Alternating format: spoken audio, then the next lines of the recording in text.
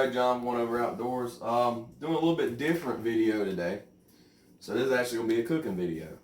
So one of the birds that we eat here in the household is a bird that a lot of people just don't eat. It's the coot. The poule, as Louisiana Cajuns call it, but or mud hen or marsh hen or mud chicken. They have a lot of different names. And a lot of people just don't shoot them. A lot of people say they taste bad. But to be honest with you, they don't really taste any different than any other puddle duck.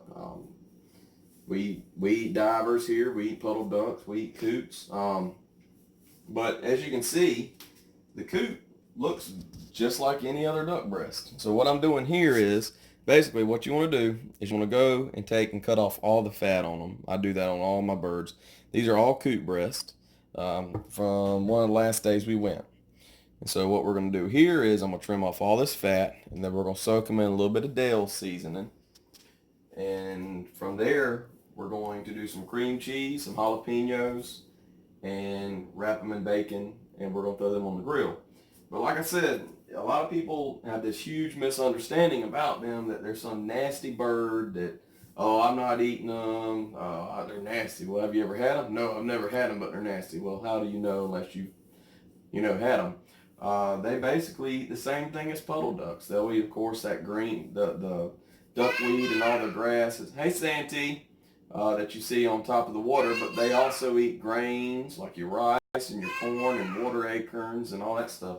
So I don't see why people don't eat them. Hopefully this video will change your mind on them.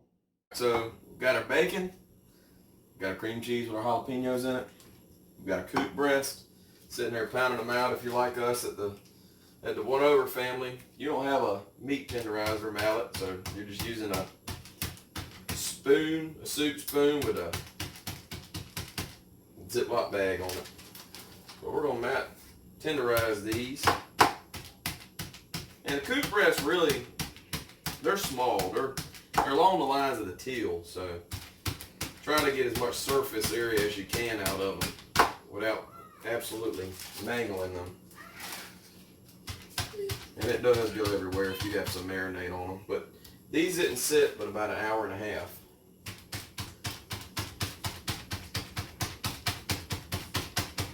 So we'll pound them out. This bag out of the way.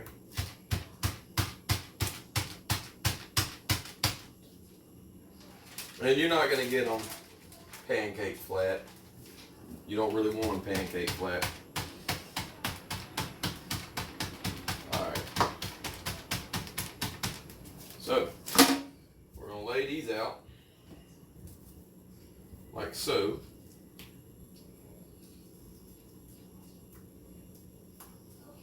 And get a board to put them on when I'm done with them. So take your cream cheese mixture, put your scoop on there.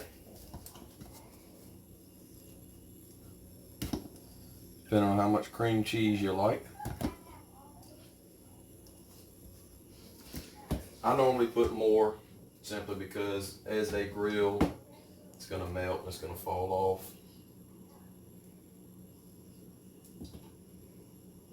And you can look on YouTube and there's tons of these same recipes, but most of them are using duck, deer.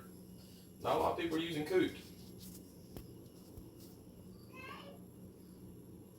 One thing about the coot though is here in South Carolina, the limit is 15. And it's 15 for a reason. They go and they'll push other ducks out their nest and steal their nest. They're not a nasty bird by any means, but you got mallards and gadwalls and birds like that. Definitely want to help their numbers out. Shoot your coots. All right. Wash my hands off here.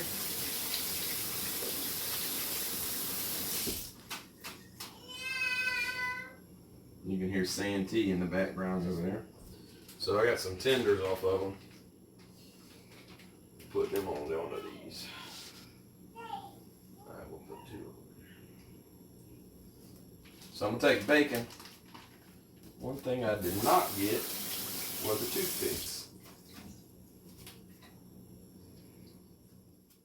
Alright, so found the toothpicks. They were hidden somewhere. So take your bacon, and y'all have seen this. You can go on YouTube and there's a ton of these recipes on there. Take your bacon and all this mess. So try to fold this up as best as you can.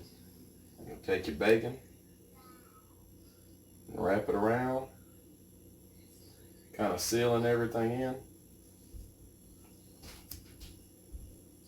Then put your toothpick through it. And you're going to spill a lot of cream cheese, but that's why you put a ton on there.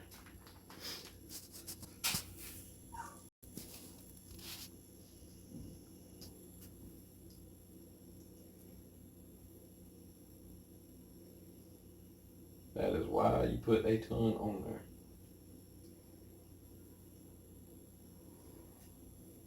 Some of these larger ones, I don't really try to fold them. I just basically wrap the bacon around as best as I can. You know how it is, bacon makes everything taste better.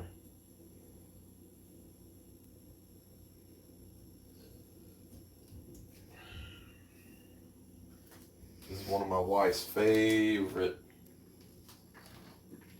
I guess, dishes you would call it. But I'm gonna finish wrapping these up, and we will go outside and we will put them on the grill. So we've got them all wrapped up. I think we got 1, 2, 3, 4, 5, 6, 7, 8, 9. We got 10. So that's what they look like. We're gonna throw these on the grill.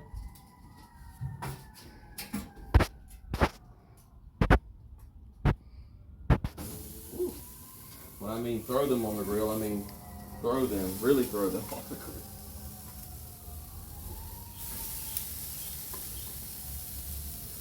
That one's slipped out my hand there.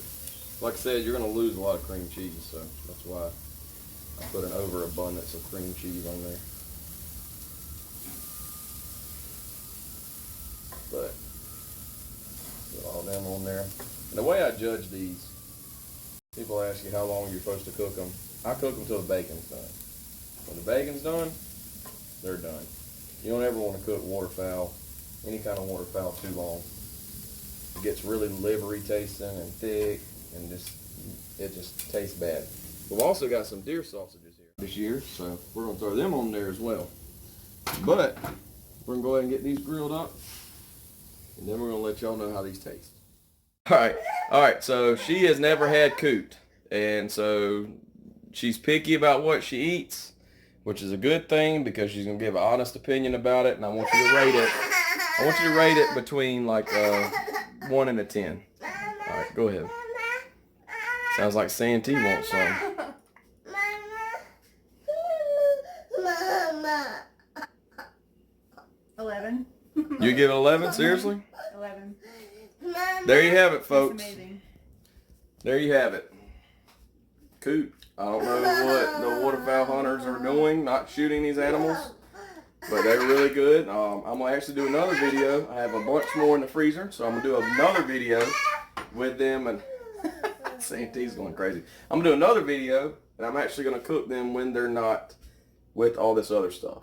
I'm probably just going to do seasoned, and then we're going to pan sear them, and we'll do them that way. That way you can get a true test of the flavor of them. But anytime I've ever had them, they've tasted great. They've tasted like any other waterfowl that I've had. And as you can see, my wife gives them 11. So do yourself a favor. Next duck season, go outside. Next time you're hunting, go shoot some coots. We're here in South Carolina, we can shoot 15. So go shoot you some coots. And thanks for watching, and God bless.